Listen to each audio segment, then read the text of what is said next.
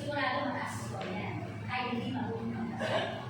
Pero no, galing ko magbasa. Yung anak ko galing magbasa eh. Pero 18 lang nakuha. Yun ang problema.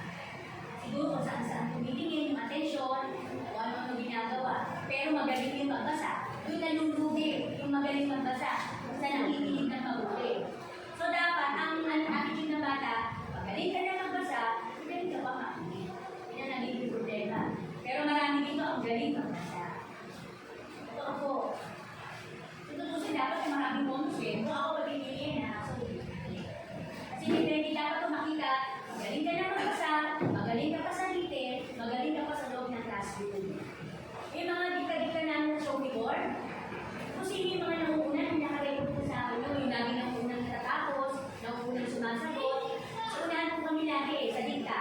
Sabi ko, busila. Kung sino yung una, score. Meron po ako recording po yun. Sa math, arranging numbers, o from least to greatest, maliit malaki, unahan po yun, kahit namunod po sila. Pero may magaling magbasa, pero may gumawa.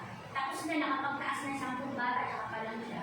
O na-apektuhan po yung grade niya. So, hindi na po magaling magbasa yung anak mo may honors na. Kailangan lahat, damay-damay po ito. Magaling sa test, magaling sa dito sa classroom, sumagot, seatboard, at kung ano-ano pa, yung recitation. 50% napakalaking bagay po ito eh. Tapos periodical test. Ulitin ko lang po sa mga mga nalate na konti. Okay, sa periodical test ko, di ba 1 to 30 ang test. Ang passing grade ko, dapat score niya 27. Ngayon, isipin yung score ng anak ko sa test paper. Tayo, di ba? Kasi pag nag-26 siya, 74 na po kwenta dyan. Sa period, sa mga quizzes ko, pag 1 to 15,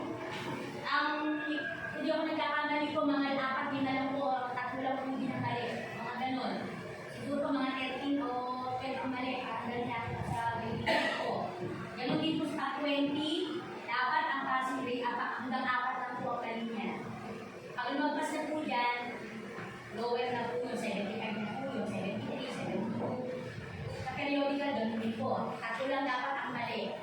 O, nung panahon natin nga po, pag kalahati yung score mo, pasado ka na ng 75 ka na.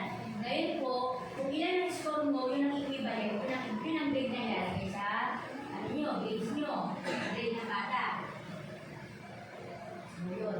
Pero kung tanong dito, kasama po dito yung mga yung sa dikta nga po, yung dikta, yung pagsagot sa board. Kasi yun ang tagal namin gumagawa lagi sa pagbasa at sa math. Kasi talagang tinatawag po sila isa-isa. Minsan po, hindi lang nagagawa namin lesson. Kasi tinututukan po namin yung math at yung reading. Kaya na nilang isulat, kaya nilang basahin, naiintindihan nila yung sinusulat nila. Yun po yung ginagawa namin sa araw-araw. Walang katapusan dikta. Kahit ano yun, teacher dikta tayo, laging ganun. Parang hindi mo sa isip nila, hindi lang, kasi may mga bata, kaya basahin, hindi kaya masulat. Bakit na bagay? Nagpa-practice na po kami, halimbawa ako, bulak na. Yung ibang spelling ng bata, bulak ka, bulak ka. Ganun, di ba? Kasi may bulak ka. Pero bulak lang basa nila yan. Sa iba, yung iba po so kinukurek pa po natin yan. Sapatos, ang spelling nila sapatosa. O, mga ganun po. So, lagi kami nag-spelling sa notebook, sa drawing board, sa blackboard. O, yun po yung ginagawa namin. Sa performance test po, kasama nga po yung pagsagot sa teacher, pagsagot sa lesson dito sa school, saka yung assignment. Pansin niyo minsan daw nagbibigay lang sa nasasabi ng assignment, pero may assignment. Pag may nagtanong, sinasabi ko pag wala, hindi. Tingnan niyo po sa notebook. Kaya marami mga ilan na walang assignment. Hindi niyo lang alam na wala pala silang assignment. May question mark po doon. Nung first grading po, pinag-dividend po, okay lang muna. Ang nangyayari kasi nung first grading, susulat ko sa blackboard, sasagot sila, tapos okay nila sa notebook. So yung mga nakikita yung 100 ang score sa notebook, dito lang po bunga yun, na hindi po yung talaga sarili gawa ng bata. Kinukopy na lang nila sa blackboard. Kung baga binagay ko lang muna ko sila kung paano pag-guide ang sagot sa notebook. Ngayon second grading, sinusulat namin sa blackboard, tapos sila sasagot. Hindi ko pa po sinasagutan para hindi nila makakopy yung sagot. O ngayon, tignan mo yung mga score nila, itong mga nakarang araw ko, kung last week, kung ano yung mga score nila po sa test. Sa notebook, mahalaga din po yung notebook. Kaya tignan niyo yung notebook ng mga anak ninyo, yung mga sulat. Laging kulang-kulang yung iba ang bilis, yung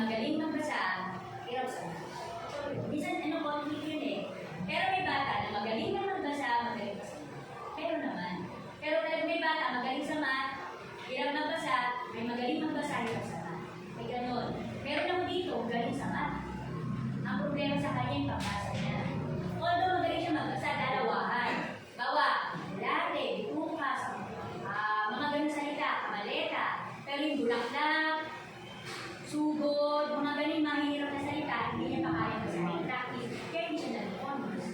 Pero magaling sa math. Hindi ko baga, isang maliwanag ko pa lang, kaya na sagutin ng mabilis. Marami dito magaling sa math. Pero marami din naman na magaling magbasa, pero sa math. Kaya kailangan ibabalance ko eh. Yung mga naging honors natin, magaling magbasa, magaling sa math, kaya naman nasa-survive naman yung math. Iba naman doon, magaling sa math, magaling din sa basa, pero hindi ganun kagaling. Pero kaya kailangan. Kaya po may honors po tayo na 5. Pangalawa po, sa grade 1 po, yung ibang honors, 3 lang, 2. Ako po 5. Pangalawa po ako sa Marami. Kaya, sabi, dami ko honors, wala akong gagawa. Marami pang waiting sa ilalim, tutusin. Gumaling lang silang bumasa, ay aangat pulo, ilan pulo, mga 3 po yung waiting sa ilalim. Kaya practice lang po ang pagbasa. Ayan po. At yung academic awards, with highest honors, 98 to 100. Mahirap niyan. Baka sumakit na ulo ng anak niyo, kaulo niyo. Mahirap nito. Sobrang dali naman yan. Huwag na mag-name, baka sumakit na ulo yung anak niyo. With high honors, 95 to 97. With honors, 90 to 94. Tayo naman mga magulang eh. Huwag natin masyadong bubugin yung utak ng anak namin po. Baka kaya yung ma-enjoy nila yung ano nila pag-aaral nila. Maganda yung may honors. Ito naman. Pero huwag natin masyadong kada pa na, honors na siya. May mali. Pakaluin, pakasaya mo na. Gano'n.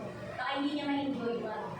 Kawawa naman yung bata. Enjoy lang nila yung pag-aaral nila ng kung ano na yung kaya. Pero kung may pangarap, kaya ng bata yung gagawa niya naman yun. Alalay lang po, yung kada malisin mo, talo. Attendance po, ito. Sinabi ako nagpapaalala sa attendance. Ewan ko, nasawa na kaya kayo sa akin. Talagang meron at meron. Tigas na ulo. 1, 2 sila laging absent. Totoo lang. Kawawa ang bata, hindi kawawa. Sabi, may kasalanan ng bata. Absent na ako kasalanan ng anak ko. Hindi. Walang kasalanan ng anak mo. Kayo magulang, kayo yung kasalanan mo. Laging absent ng anak. Ipapasok, una. Ituwa mo na naman ang bababa. Ulit. Alam na. Pangalawang araw pumasok, alam na. Hindi na kayo masaya, dalaga, kaya niya na. Pangatlo, umabsent na naman ng isang linggo. Pag pinabalik sa akin, hindi na naman alam mo ilang beses na kung nangyayari. O meron, yun na yung sobrang hangat talaga. Masakit na ulo. Eh, yung pangalawa naman, sa akin din siya, tinutuwan sa bakit kahit absent. O pwede pa yung gagaan kayo loob. At least hindi na kabayaan ng anak. May grade kahit paano. Pero hindi pala absent na yung anak mo, hindi mo pa tinututukan. Ano grade niya? Wala akong grade na may guide. Kahit 50% po eh. Pwede ko pa ilagay sa card yan. Eh kahit nga 50, masama pa loob ko eh. Ako ng 50 yan, hindi nga pumapasok. Wala nang gawa, wala nang test. Kung pwede nga lang po 20, ilagay ko sa card 20. Ang sakit naman bilang magulang. So ang ginawa ko 70. Pero pansamantala. Kasi alam mo, minsan ba malay natin magbago. Yung bata willing eh. Nakita ko naman, although yung bata mahihipit kasi isip niya, hindi. 2 oras lang, uwi na. Tapos nang reset, teacher, uwi na ako. Di ba tayo uuwi? Di ba tayo uuwi? Actually, ganun sila lahat. Noong umpisa. So, nung umuwi, pagtapos ng reset. Feeling nila grade 1, kindergarten. Pero habang tumatagal, hindi na. Wala na sa tatanong, teacher, uwi na ba? Teacher,